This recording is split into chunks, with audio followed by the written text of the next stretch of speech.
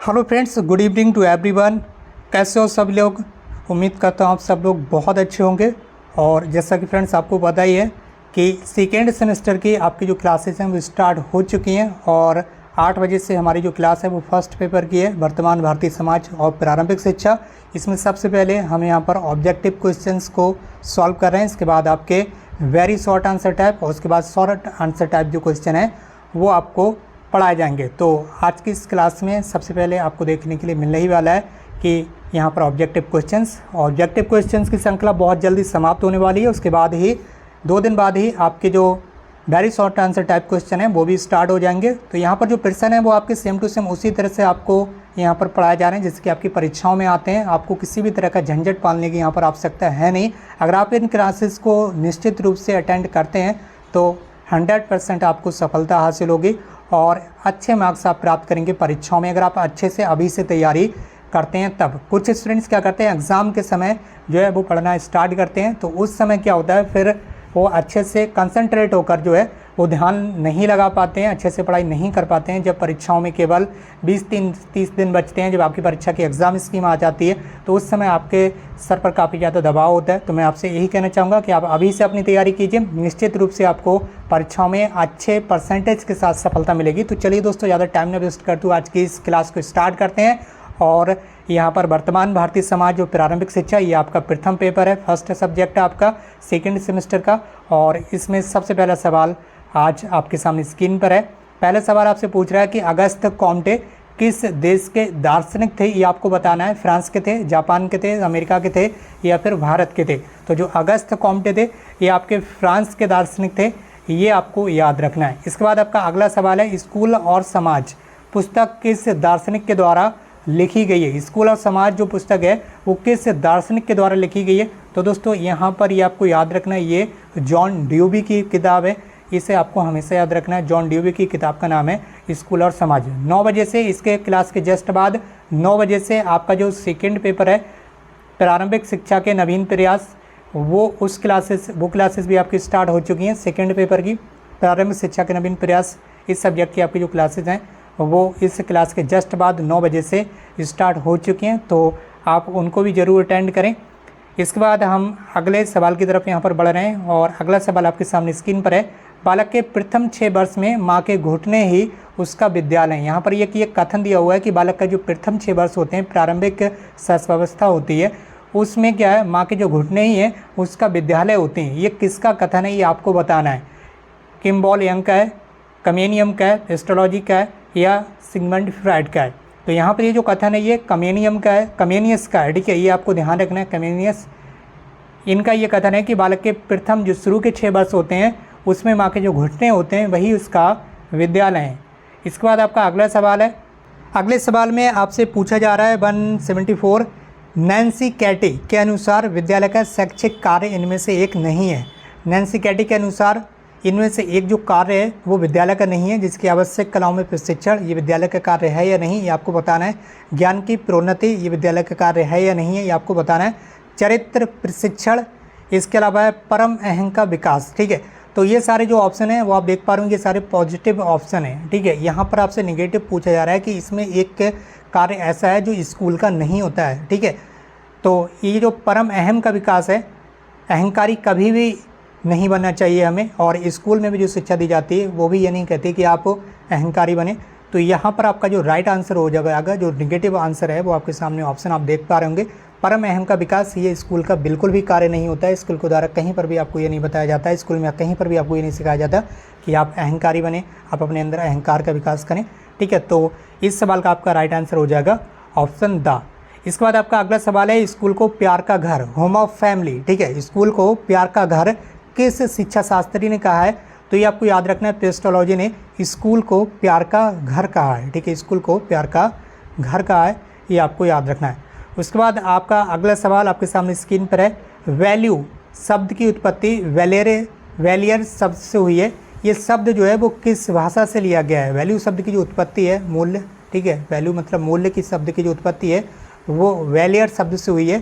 तो ये जो शब्द है वो किस भाषा से लिया गया है, वैलियर, ये आपको बताना है। तो ये आपका लैटिन भाषा का शब्द है, जो वैलियर है ये लैटिन भाषा का शब्द है, ये आपको याद रखना है। इसके बाद आपका अगला सवाल आपके सामने स्क्रीन पर 177 दर्शन शास्त्र के अनुसार मूल्य क्या है। दर्शन शास्त्र के अनुसार आपको मूल्य के बारे में बताना है। मानव की जीवन शैली के तत्व हैं या फिर शुद्ध एवं सूक्ष्म तत्व हैं, आर्थिक तत्व हैं या भौतिक तत्व हैं। तो यहाँ पर जो दर्शन शास्त्र के अनुसार मूल्य को माना गया है वो शुद्ध और सूक्ष्म तत्व माना गया है, ये आपको याद रखना है। दर्शन शास्त्र के अनुसार मूल्य जो है वो शुद्ध और सूक्ष्म तत्व हैं, यानी कि ऑप्शन बा आपका राइट आंसर हो जाएगा। 178 क्वेश्चन की तरफ बढ़ेंगे। शिक्षक को सलाहकार होना चाहिए। बिल्कुल आप यहाँ पर शिक्षक को एक सलाहकार के रूप में स्टूडेंट्स के सामने प्रस्तुत होना चाहिए। ये जो कथन है वो किस दर्शन की किस धारा ने स्वीकार किया है। शिक्षक को क्या है, एक सलाहकार के रूप में होना चाहिए, सलाहकार होना चाहिए शिक्षक को। ये जो कथन है वो दर्शन की किस धारा ने स्वीकार किया, एक्सेप्ट किया, ये आपको बताना है।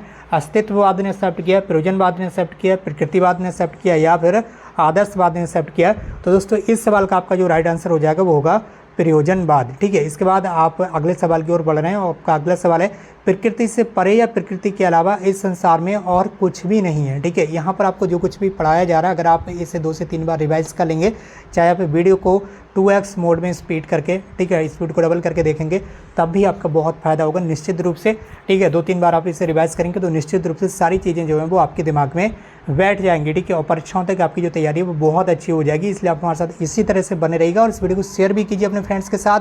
और आप टेलीग्राम चैनल से जरूर जुड़ जाइए क्योंकि वहाँ पर आपको डीएलएड से संबंधित जो पल की अपडेट है वो लगातार दी जाती है। टेलीग्राम चैनल की लिंक वीडियो के डिस्क्रिप्शन बॉक्स में दी गई है। और जो यहाँ पर आपका सब्जेक्ट है ये कंप्लीट होने के बाद इसकी जो पीडीएफ फाइल है, ये पूरी पीडीएफ फाइल भी आपको टेलीग्राम चैनल पर ही उपलब्ध करा दी जाएगी।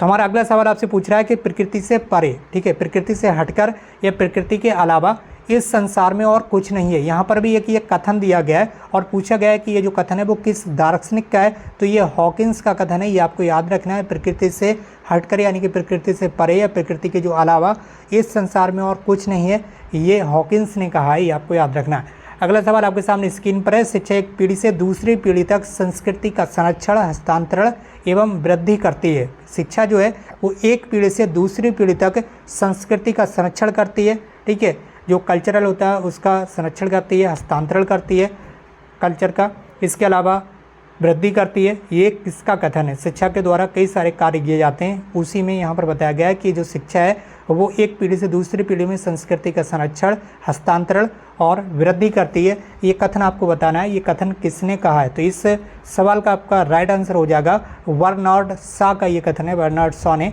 ये कहा है, उनका ये कथन है।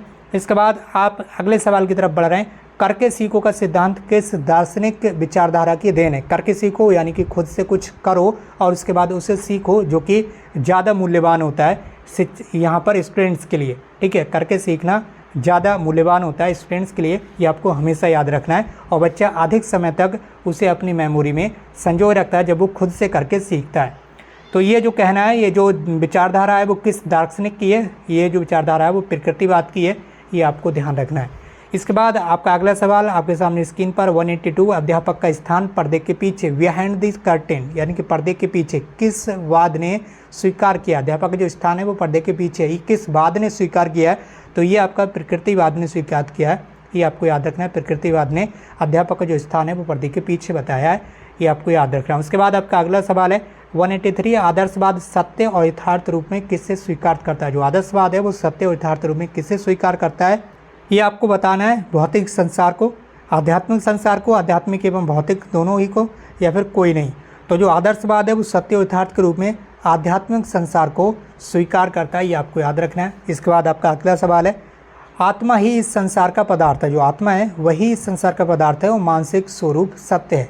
यहाँ पर ये भी एक कथन दिया हुआ है, इस दार्शनिक का विचार है। ये जो कथन है ये किस दार्शनिक का कथन है या किस दार्शनिक का विचार है, ये आपको बताना है। तो इस सवाल का राइट आंसर हो जाएगा ये रॉस का कथन है। रॉस का ऐसा विचार है कि जो आत्मा ही है वो इस संसार का पदार्थ है और मानसिक स्वरूप सत्य है।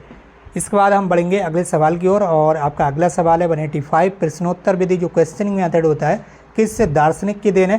तो ये आपको हमेशा याद रखना है, ये सुकरात की देन है। ठीक है, और अभी आपको अगर याद नहीं हो पा रहा है जैसे कि प्रश्नोत्तर विधि किसकी देन है या दूसरी विधियाँ जो है वो किसकी देन है।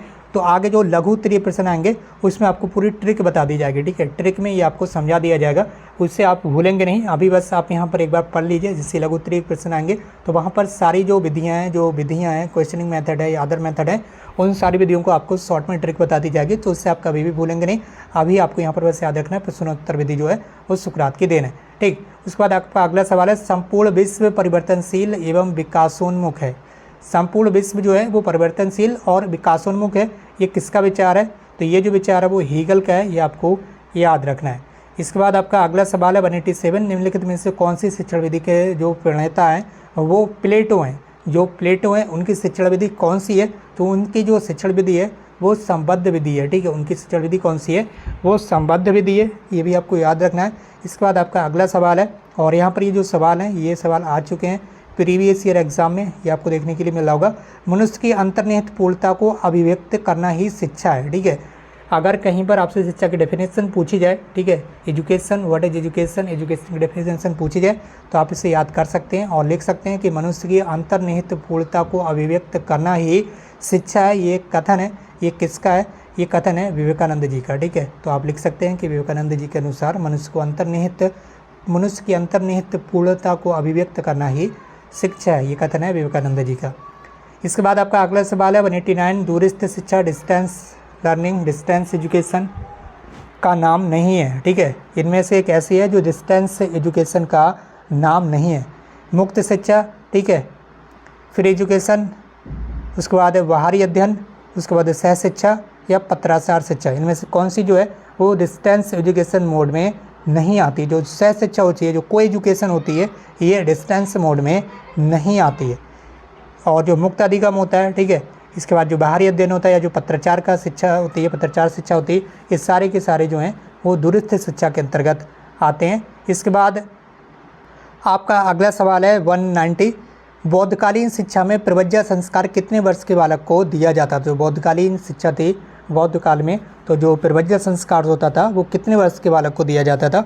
8 वर्ष के, 10 वर्ष के, 12 वर्ष के या फिर 11 वर्ष के? तो इस सवाल का आपका राइट आंसर हो जाएगा 8 वर्ष के बालक को प्रवज्जा संस्कार जो है वो दिया जाता था।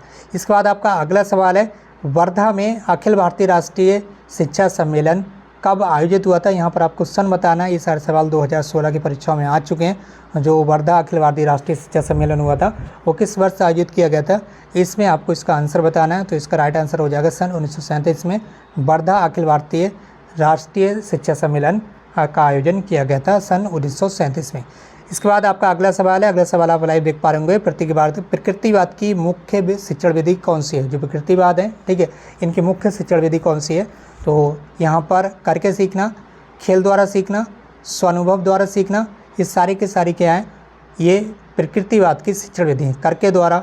करके सीखना, खुद से बच्चा करके सीखता है। खेल द्वारा सीखना, ठीक है, उसमें भी बच्चा खेल में सीख जाता है, खुद से खेल खेलता है, उसमें ही सारी चीज़ें सीख जाता है। स्वानुभव द्वारा यानी कि खुद के अनुभव द्वारा सीखना, ये भी करके सीखने का ही यहाँ पर एक तरीका है। तो ये सारे के सारे क्या हैं? ये प्रकृतिवाद की मुख्य शिक्षण विधियाँ हैं। उपर्युक्त सभी इसका राइट आंसर हो जाएगा, उपर्युक्त सभी। इसके बाद आपका अगला सवाल है, गांधी जी के दर्शन के अनुसार छात्रों की क्रियाशीलता के लिए पाठ्यक्रम में आवश्यक क्या है? गांधी जी के दर्शन के अनुसार छात्रों की क्रियाशीलता के लिए जो पाठ्यक्रम है उसमें क्या चीज़ आवश्यक है? इतिहास आवश्यक है, भूगोल आवश्यक है, हस्तकला आवश्यक है, ये उपयुक्त सभी। तो गांधी जी ने जो यहाँ पर आवश्यक माना है पाठ्यक्रम में छात्रों की क्रियाशीलता के लिए, किसी कोर्स में जो सबसे आवश्यक चीज़ मानी है वो हस्तकला मानी है, ठीक है, हस्तकला, ठीक, ये आपको याद रखना है। उसके बाद 194 नंबर का अगला क्वेश्चन है, डेमोक्रेसी एंड एजुकेशन, ये पुस्तक के लेखक कौन है? ये इंपॉर्टेंट क्वेश्चन है, ये आपको याद रखना है। डेमोक्रेसी एंड एजुकेशन, इस पुस्तक के जो राइटर हैं इसका आपको नाम बताना है। तो जॉन ड्यूबी इस पुस्तक के राइटर हैं, डेमोक्रेसी एंड एजुकेशन। इसके बाद आपका अगला सवाल है, और अगला सवाल आपके सामने स्क्रीन पर आ चुका है, समाज गुणवत्ता वाले स्कूलों की समान रूप से सभी को उपलब्धि समान अवसर का एक महत्वपूर्ण घटक है। ये कथन किसका है? ये आपको बताना है। समाज जो है वो गुणवत्ता वाले स्कूलों की समान रूप से सभी को उपलब्धि समान अवसर का एक महत्वपूर्ण घटक है। ये किसने कहा है? तो ये आपका लुईस क्रिसबर्ग का कथन है, ये आपको याद रखना है, लुईस क्रिसबर्ग ने ये ऐसा कहा है। इसके बाद आपका अगला सवाल है, अनिवार्य प्राथमिक शिक्षा का संविधान के किस अनुच्छेद के द्वारा प्रावधान किया गया है? अनिवार्य प्राथमिक शिक्षा का संविधान के किस अनुच्छेद के द्वारा प्रावधान किया गया है, ये आपको बताना है। इसमें आपके सामने 4 ऑप्शन दिए गए हैं, अनुच्छेद 48, अनुच्छेद 44, अनुच्छेद 45, अनुच्छेद 41। तो इस सवाल का आपका जो राइट आंसर हो जाएगा ये हो जाएगा अनुच्छेद 45 पर। तो आपको पता होगा अभी यहाँ पर क्या आया हुआ है, जो अनिवार्य शिक्षा का प्रावधान है, ठीक है, 6 से 14 वर्ष के बच्चों के लिए अनिवार्य शिक्षा का जो प्रावधान है वो 86वें संविधान संशोधन सन 2002 में यहाँ पर जो 21 का में इसे जोड़ दिया गया, ये आपको याद रखना है, ठीक है। आगे बढ़ेंगे हम। अगला सवाल आपसे पूछा जा रहा है 197 नंबर का सवाल है, जनसंख्या शिक्षा आवश्यक है। जनसंख्या की शिक्षा जो आवश्यक है वो किस लिए आवश्यक है, यहाँ से पूछ रहा है। जीवन स्तर एवं गुणवत्ता बढ़ाने के लिए, सबको रोजगार देने के लिए, पाठ्यक्रम के विषय बढ़ाने के लिए या बाल श्रम को बढ़ावा देने के लिए। जीवन स्तर एवं गुणवत्ता बढ़ाने के लिए, सबको रोजगार देने के लिए, पाठ्यक्रम के विषय बढ़ाने के लिए, ठीक है, बाल श्रम को बढ़ावा देने के लिए। ये दोनों जो लास्ट के 2 ऑप्शन है, ये दोनों ऑप्शन आपके होंगे नहीं, ठीक है। सबको रोजगार देने के लिए, ऐसी जनसंख्या शिक्षा की आवश्यकता का कोई ज़्यादा महत्व है नहीं। तो इस सवाल का आपका राइट आंसर हो जाएगा ऑप्शन ए, जीवन स्तर और गुणवत्ता बढ़ाने के लिए जनसंख्या शिक्षा आवश्यक है। इसके बाद आपका अगला सवाल है, राष्ट्रीय जनसंख्या नीति की घोषणा कब की गई थी। राष्ट्रीय जनसंख्या नीति की जो घोषणा है वो कब की गई थी, तो 16 अप्रैल 1976 को राष्ट्रीय जनसंख्या नीति की जो घोषणा है वो की गई थी। इसके बाद आपका अगला सवाल आपके सामने स्क्रीन पर, और आज की क्लासेस का अब ये लास्ट सवाल आने वाला है, पर्यावरण दिवस, जो यहाँ पर पर्यावरण दिवस है, इन्वायरमेंट डे, ठीक है, वो कब मनाया जाता है। तो ये तो आप बचपन से पढ़ते हुए आ रहे होंगे, 5 जून को जो है वो आपका पर्यावरण दिवस मनाया जाता है, ये भी आपको याद रखना है। बच्चों में मूल्यों के विकास में सर्वाधिक महत्वपूर्ण भूमिका किसकी है। बच्चों में मूल्यों का विकास करने में जो सबसे अधिक महत्वपूर्ण भूमिका है वो किसकी है, पास पड़ोस की है, परिवार की है, मित्रों की है या समाज की है। तो समाज की सबसे अधिक भूमिका रहती है बच्चों में मूल्यों का विकास करने के लिए। तो ये आज की क्लास थी। इसके बाद अगली क्लास आपको कल मिलेगी इसी समय शाम को 8 बजे। इसके जस्ट बाद आज शाम को 9 बजे से आपके जो सेकेंड पेपर है प्रारंभिक शिक्षा के नवीन प्रयास, उसकी क्लासेस भी स्टार्ट हो चुकी हैं, तो वो भी आप ज़रूर अटेंड कीजिए। और अगर आप चैनल पर नए हैं तो चैनल को सब्सक्राइब जरूर कर लीजिए और इस वीडियो को भी अपने फ्रेंड्स के साथ ज़्यादा से ज़्यादा शेयर कीजिए। बहुत जल्दी आपके जो दूसरे सब्जेक्ट हैं उनकी क्लासेस भी स्टार्ट हो जाएंगी। तो दोस्तों आज के इस लेक्चर को यहीं पर समाप्त करते हैं। हमसे जुड़ने के लिए आपका बहुत बहुत धन्यवाद। Thank you so much for watching this video.